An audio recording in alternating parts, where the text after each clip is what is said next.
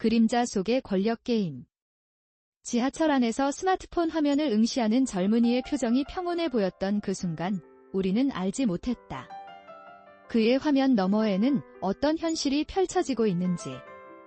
마치 우리 사회의 많은 조직 속에서 벌어지고 있지만 외면받는 수많은 주씨와 제갈씨의 이야기처럼. 주씨는 직장에서 특정한 사람들에게 잔인하다. 본인이 싫어하는 제갈씨를 따돌리고 직장 생활을 고통스러운 경험으로 만든다.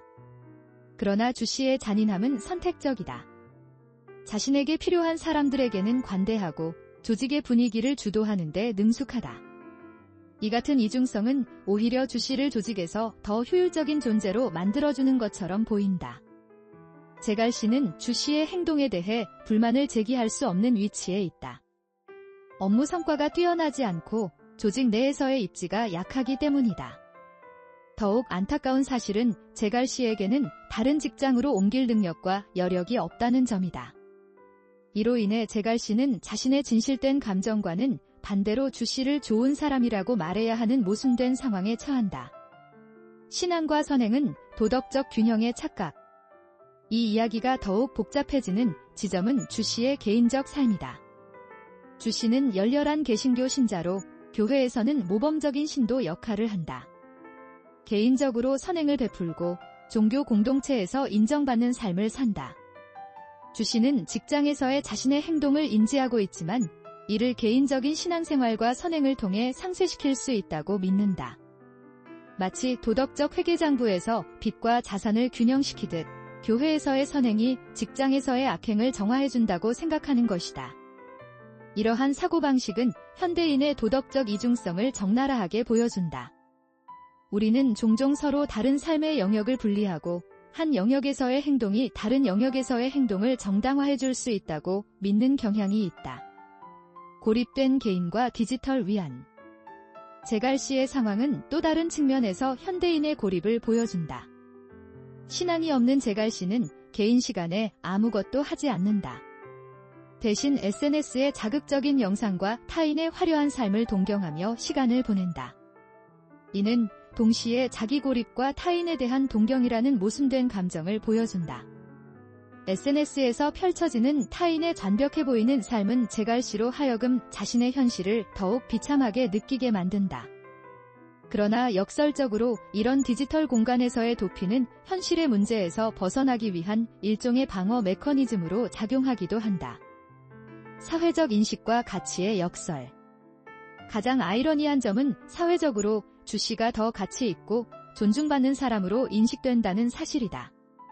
가시적인 성취와 종교적 선행을 하는 주씨는 사회가 일반적으로 좋은 사람으로 규정하는 기준에 부합한다. 반면 제갈씨는 사회적 성취가 뚜렷하지 않고 신앙적 배경도 없으며 조직 생활에서도 두드러지지 않는 평범한 사람이다. 이러한 외부적 기준만으로 평가할 때 주씨는 분명히 더 나은 사람으로 보인다. 그러나 진정한 도덕성은 무엇인가? 한 개인의 가치는 과연 외부적으로 드러나는 성취와 선행만으로 측정될 수 있는가? 조직 내에서의 관계, 약자에 대한 태도, 권력을 어떻게 사용하는지는 어떻게 평가되어야 하는가? 침묵의 공모자들. 주씨의 행동이 가능한 것은 그를 방치하는 조직 문화 때문이기도 하다. 동료들은 주씨의 행동을 알면서도 외면한다. 조직은 성과와 효율성을 중시하지만 구성원들의 도덕적 성장이나 인간관계의 건강함에는 무관심한 경우가 많다. 이러한 침묵의 공모는 개인보다는 시스템의 문제를 드러낸다. 우리는 종종 문제 있는 개인의 행동에 주목하지만 그러한 행동을 가능하게 만드는 시스템과 문화에 대해서는 간과하는 경향이 있다. 진정한 도덕성의 조건. 진정한 도덕성은 타인의 고통에 대한 인식에서 시작된다. 그리고 용기는 그 고통을 외면하지 않는 데서 싹튼다. 주씨의 경우 종교적 신념이 오히려 자신의 행동을 정당화하는 도구로 전락했다. 진정한 영성은 자신의 약점과 잘못을 직면하는 데서부터 시작되어야 한다. 제갈씨의 경우 자신의 상황을 변화시키기 위해서는 외부의 도움과 지지가 필요하다. 개인의 노력만으로는 권력 불균형을 해소하기 어렵다. 따라서 조직과 사회는 약자가 목소리를 낼 수 있는 안전한 시스템을 구축해야 할 책임이 있다. 우리는 어디에 서 있는가? 주 씨와 제갈 씨의 이야기는 비단 두 개인의 문제가 아니다. 이는 우리 사회 전반에 만연한 도덕적 이중성과 권력관계의 문제를 드러낸다. 우리 모두는 어느 순간 주 씨가 되거나 제갈 씨가 되거나 아니면 그들의 관계를 방치하는 제3자가 될 수 있다. 진정한 변화는 개인의 도덕적 각성과 이를 지지하는 조직 문화의 변화가 동시에 일어날 때 가능하다.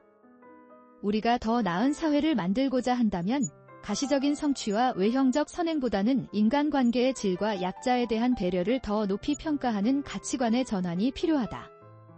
지하철에서 스마트폰을 보던 그 젊은이가 어떤 내용을 보고 있었는지는 여전히 알 수 없다. 하지만 분명한 것은 우리 사회의 많은 주 씨와 제갈 씨가 더 이상 침묵하지 않고 더 이상 외면당하지 않는 세상을 만들어가야 할 책임이 우리 모두에게 있다는 사실이다. 진정한 도덕성은 타인의 고통을 외면하지 않는 데서 시작되며 진정한 용기는 그 고통에 공감하며 행동하는 데서 나온다. 우리는 오늘도 어디에 서 있을지 선택해야 한다.